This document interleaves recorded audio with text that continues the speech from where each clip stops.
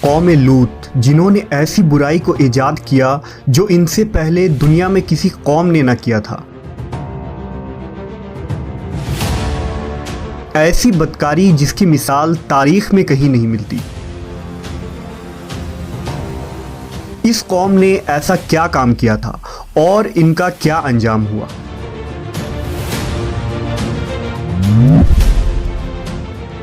حضرت لوط علیہ السلام اللہ کے ایک برگزیدہ نبی تھے۔ آپ کے والد کا نام ہاران تھا جو تاریخ کے بیٹے تھے۔ آپ کی پیدائش عراق کے قدیم شہر اور میں ہوئی تھی۔ اس شہر میں ابراہیم علیہ السلام کا مسکن تھا۔ دراصل لوط علیہ السلام کے والد ہاران حضرت ابراہیم کے سگے بھائی تھے، یعنی حضرت لوط علیہ السلام حضرت ابراہیم کے بھتیجے تھے۔ چونکہ حضرت لوط علیہ السلام کے والد ان کے بچپن میں ہی انتقال کر چکے تھے، لہذا حضرت لوط کو حضرت ابراہیم نے بیٹا بنا کر پالا تھا۔ آپ حضرت ابراہیم پر سب سے پہلے ایمان لانے والوں میں شامل ہیں۔ آپ حضرت ابراہیم کے زمانے میں اہل سدوم کی رہنمائی کے لیے نبوت کے منصب پر فائز ہوئے۔ حضرت لوط کے بہت سارے معجزات ہیں۔ آپ جس وقت بارش کے لیے دعا کرتے تھے تو آسمان بادلوں سے بھر جاتا اور خوب بارش ہوتی تھی۔ حضرت لوط جس پتھر پر سر رکھ کر سوتے، اس پتھر پر آپ کے سر مبارک کا نشان بن جاتا تھا۔ سدوم وہ علاقہ تھا جہاں لوط علیہ السلام مبعوث فرمائے گئے۔ سدوم کے آس پاس 5 نہایت ہی خوبصورت شہر آباد تھے، جن میں سے ہر ایک کی آبادی 1 لاکھ نفوس سے زیادہ ہی تھی۔ یہ علاقے نہایت ہی سرسبز و شاداب اور قدرت کی فیاضی کا حسین شاہکار تھا۔ یہاں باغات کی کثرت تھی، لہلہاتی کھیتیاں یہاں کی ضروریات سے کہیں زیادہ تھی۔ اردن، شام اور اسرائیل کے درمیان بسا ہوا یہ علاقہ نہایت ہی زرخیز تھا۔ وہاں طرح طرح کے اناج، پھل، میوے بکثرت پیدا ہوتے تھے، اور یہی وجہ تھی کہ آس پاس کے بستیوں کے لوگ بھی اپنی معاشی اور غذائی ضرورت کے لیے ان بستیوں کی طرف آتے تھے۔ مگر یہ بات اہل سدوم کے لوگوں کو بالکل بھی پسند نہ تھی۔ ان کے خیال میں ان کی بستیوں میں پیدا ہونے والے پھلوں، اناجوں اور سبزیوں پر صرف ان کا ہی حق تھا۔ وہ نہیں چاہتے تھے کہ دوسری بستیوں کے لوگ ان کے علاقے میں آئیں۔ ایک دن سدوم کے لوگ اس بات پر غور و فکر کر رہے تھے کہ باہر سے آنے والے لوگوں کو یہاں آنے سے آخر کیسے روکا جائے، کہ ابلیس ایک بزرگ کی شکل میں ان کے محفل میں آیا اور کہا، اگر تم ان سے پیچھا چھڑانا چاہتے ہو تو میرے کہنے پر عمل کرو۔ اس اجنبی بزرگ کی بات لوگوں نے بہت توجہ سے سنی۔ ابلیس نے کہا، میں کل بتاؤں گا۔ دوسرے دن ابلیس ایک خوبصورت جوان لڑکے کی بھیس میں آیا اور انہیں اپنی عورتوں کے بجائے مردوں کے ساتھ فعل بد کرنا سکھایا۔ ابلیس نے کہا کہ اگر تم ان بستیوں کے لوگوں سے نجات چاہتے ہو جو تمہاری بستی میں آ جاتے ہیں تو ایسا کرو کہ جب بھی کوئی شخص تمہارے علاقے میں آئے تو تم لوگ زبردستی اس کے ساتھ اپنی خواہش پوری کرو۔ اس طرح یہ لوگ اس بستی میں آنا چھوڑ دیں گے۔ اپنی نفسانی خواہشات کے لیے مردوں سے بدفعلی اس قوم کا دستور بن گیا تھا۔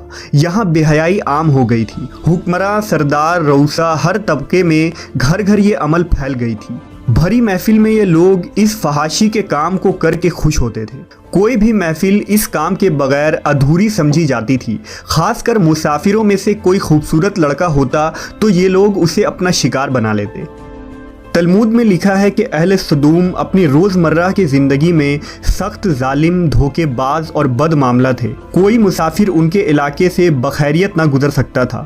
کوئی غریب ان کی بستیوں سے روٹی کا ایک ٹکڑا نہ پا سکتا تھا۔ بارہا ایسا ہوتا تھا کہ باہر کا آدمی ان کے علاقے میں پہنچ کر فاقوں سے مر جاتا اور یہ اس کے کپڑے اتار کر اس کی لاش کو برہنہ دفن کر دیتے۔ اپنی وادی کو انہوں نے ایک باغ بنا رکھا تھا جس کا سلسلہ میلوں تک پھیلا ہوا تھا۔ اس باغ میں وہ انتہائی بے حیائی کے ساتھ اعلانیہ بدکاریاں کرتے تھے۔ حضرت لوط علیہ السلام نے انہیں توحید کی دعوت دی اور بدکاری کے اس گھنونے عمل سے توبہ کرنے کا حکم دیا۔ حضرت لوط نے کہا، تم بے حیائی کیوں کرتے ہو؟ کیا تم عورتوں کو چھوڑ کر لذت حاصل کرنے کے لیے مرد کی طرف مائل ہوتے ہو؟ حقیقت یہ ہے کہ تم احمق لوگ ہو۔ حضرت لوط اہل سدوم کو دن رات واعظ و نصیحت کیا کرتے، لیکن قوم پر اس کا کوئی اثر نہ ہوا، بلکہ وہ بہت فخریہ انداز میں یہ کام کرتے تھے۔ انہیں حضرت لوط کا سمجھانا بھی برا لگتا تھا، لہٰذا انہوں نے صاف صاف کہہ دیا کہ اگر تم ہمیں اسی طرح برا کہتے رہے اور ہمارے کاموں میں مداخلت کرتے رہے تو ہم تمہیں اپنے شہر سے نکال دیں گے۔ حضرت لوط نے نصیحت و تبلیغ کا سلسلہ جاری رکھا، لہٰذا ایک دن اہل سدوم نے خود ہی عذاب الہی کا مطالبہ کر دیا۔ اللہ تعالیٰ نے اب تک ان کے اس بدترین فحاشی اور بدکاری کے باوجود ڈھیل دے رکھی تھی، لیکن جب انہوں نے حضرت لوط سے ایک دن کہا کہ اگر تم سچے ہو تو ہم پر عذاب لے آؤ، لہٰذا ان پر عذاب الہی کا فیصلہ ہو گیا۔ اللہ نے اپنے خاص فرشتوں کو دنیا کی طرف روانہ کر دیا۔ یہ فرشتے دراصل حضرت جبرائیل، میکائیل اور اسرافیل علیہ السلام تھے۔ پھر یہ فرشتے حضرت لوط علیہ السلام کے گھر تشریف لے آئے۔ حضرت لوط نے جب ان خوبصورت نوعمر لڑکوں کو دیکھا تو سخت گھبراہٹ اور پریشانی میں مبتلا ہو گئے۔ انہیں یہ خطرہ محسوس ہوا کہ اگر ان کے قوم کے لوگوں نے انہیں دیکھ لیا تو نہ جانے وہ ان کے ساتھ کیا سلوک کریں گے۔ حضرت لوط کی بیوی کا نام وائلہ تھا، اس نے آپ پر ایمان نہ لایا تھا اور وہ دراصل منافقہ تھی، وہ کافروں کے ساتھ تھی، لہٰذا اس نے جا کر اہل سدوم کو یہ خبر دے دی کہ لوط کے گھر نوجوان لڑکے مہمان ٹھہرے ہوئے ہیں۔ یہ سن کر بستی والے دوڑتے ہوئے حضرت لوط کے گھر پہنچے۔ حضرت لوط نے کہا، اے قوم، یہ جو میری قوم کی لڑکیاں ہیں یہ تمہارے لیے جائز اور پاک ہیں، اللہ سے ڈرو اور مجھے میرے مہمانوں کے سامنے رسوا نہ کرو۔ کیا تم میں سے کوئی بھی شائستہ آدمی نہیں؟ حضرت لوط کی بات سن کر وہ لوگ بولے، تم بخوبی واقف ہو کہ ہمیں تمہاری بیٹیوں سے کوئی حاجت نہیں، اور جو ہماری اصل چاہت ہے اس سے تم بخوبی واقف ہو۔ قوم لوط کے اس بے شرمانہ جواب سے اندازہ لگایا جا سکتا ہے کہ وہ فعل بد میں کس حد تک مبتلا ہو چکے تھے۔ جب حضرت لوط علیہ السلام کی قوم ان کے گھر کی طرف دوڑتی ہوئی آئی تو حضرت لوط نے گھر کے دروازے بند کر دیے اور ان نوجوانوں کو ایک کمرے میں چھپا دیا۔ اس بدکار لوگوں نے آپ کے گھر کا گھیراؤ کیا ہوا تھا اور ان میں سے کچھ گھر کے دیوار پر بھی چڑھنے کی کوشش کر رہے تھے۔ حضرت لوط اپنے مہمانوں کی عزت کے خیال سے بہت زیادہ گھبرائے ہوئے تھے۔ فرشتے یہ سب منظر دیکھ رہے تھے۔ جب انہوں نے حضرت لوط علیہ السلام کی بے بسی اور پریشانی کا یہ عالم دیکھا تو حقیقت سے پردہ اٹھاتے ہوئے یوں فرمایا، اے لوط، ہم تمہارے رب کے بھیجے ہوئے فرشتے ہیں، یہ لوگ ہرگز تم تک نہیں پہنچ سکیں گے۔ ابھی کچھ رات باقی ہے تو اپنے گھر والوں کو لے کر چل دو اور تم میں سے کوئی شخص پیچھے مڑ کر نہ دیکھے۔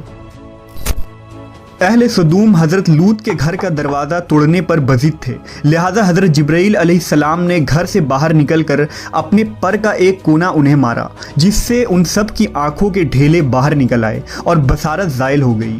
یہ خاص عذاب ان لوگوں کو پہنچا جو حضرت لوط کے پاس بد نیتی سے آئے تھے۔ حضرت لوط علیہ السلام حقیقت حال جان کر مطمئن ہو گئے اور اپنے گھر والوں کے ساتھ رات ہی کو نکل کھڑے ہوئے۔ بیوی بھی ان کے ساتھ تھی، لیکن کچھ دور جا کر وہ واپس اپنے قوم کی طرف پلٹ گئی اور قوم کے ساتھ جہنم رسید ہو گئی۔ صبح کا آغاز ہوا تو اللہ کے حکم سے حضرت جبرائیل نے بستی کو اپنے پر سے اکھاڑ دیا اور پھر اپنے بازو پر رکھ کر آسمان پر چڑھ گئے، یہاں تک کہ آسمان والوں نے بستی کے کتے کے بھونکنے اور مرغوں کے بولنے کی آوازیں سنی۔ پھر اس بستی کو زمین پر دے مارا، جس کے بعد ان پر پتھروں کی بارش ہوئی۔ ہر پتھر پر مرنے والوں کا نام لکھا ہوا تھا۔ جب یہ پتھر ان کو لگتے تو سر پاش پاش ہو جاتے۔ صبح سویرے شروع ہونے والا یہ عذاب اشراق تک پوری بستی کو نیست و نابود کر چکا تھا۔ قوم لوط کی ان خوبصورت بستیوں کو اللہ نے ایک انتہائی بدبودار اور سیاہ جھیل میں تبدیل کر دیا، جس کے پانی سے رہتی دنیا تک کوئی فائدہ نہیں اٹھایا جا سکتا۔ سمندر کے اس خاص حصے میں کوئی جاندار، مچھلی، میڈک وغیرہ زندہ نہیں رہ سکتے، اس لیے اسے ڈیڈ سی یعنی بحر مردار کہا جاتا ہے، جو اسرائیل اور اردن کے درمیان واقع ہے۔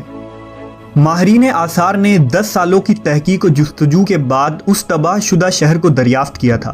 تحقیقات سے پتہ چلا تھا کہ اس شہر میں زندگی بالکل ختم ہو چکی ہے۔ اس شہر کے راستے اور کھنڈرات کو دیکھ کر آرکیولوجسٹ نے یہ اندازہ لگایا کہ جب یہ شہر تباہ ہوا تو اس وقت لوگ روزمرہ کے معمولات کے کاموں میں مشغول تھے اور یہاں زندگی اچانک ختم ہو گئی تھی۔ اہل سدوم جنہیں پتھر بنا دیا گیا تھا، ان کے بت ابھی تک بحر مردار کے پاس موجود ہیں، جو تا قیامت لوگوں کے لیے ایک عبرت ہے۔ آج یورپی ممالک میں انسانی آزادی کے نام پر اس بدکاری کی اجازت دی جاتی ہے اور اس فحش عمل کو فخر سمجھا جاتا ہے، مگر حقیقت یہ ہے کہ ہم جنس پرستی بالکل فطرت کے خلاف ہے، جس سے انسانی معاشرہ تباہ و برباد ہو جاتا ہے۔ روایتوں کے مطابق ایک مرتبہ حضرت سلیمان علیہ السلام نے شیطان سے پوچھا کہ اللہ کے نزدیک سب سے بدترین عمل کیا ہے؟ ابلیس بولا، جب مرد مرد سے بدفعلی کرے اور عورت عورت سے خواہش پوری کرے۔ حضرت ابن عباس سے روایت ہے کہ رسول اللہ صلی اللہ علیہ وسلم نے فرمایا کہ اس شخص پر اللہ پاک کی لعنت ہو جو قوم لوط والا عمل کرے۔